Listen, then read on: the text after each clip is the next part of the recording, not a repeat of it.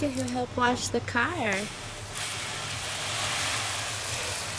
out, Duder. Look out.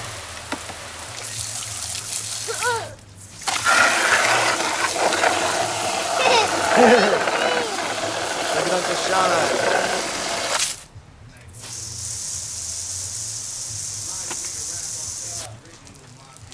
What you gonna do, bud? It was raining. Probably. I don't know. That gate was already open, the front one. He must have jumped over the black one. Is that what he's doing? Well, he's almost as tall as it. Upsetting.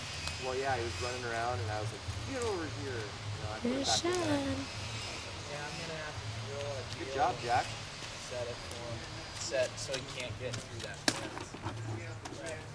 Flat. I can't believe that he's chewing. Up the bottom. Well, and he's able to pull it because there's not Latch the on one the side bottom. has a Oh, latch it that goes does. through. And I'm, you know what I'm gonna do is I'm just gonna click the gate and I'm gonna just put another one. So I'll have to, if I'm ever using that, I'll have to get it and latch on the back. Until he gets so big enough or not small enough where he can just fly over. Yeah.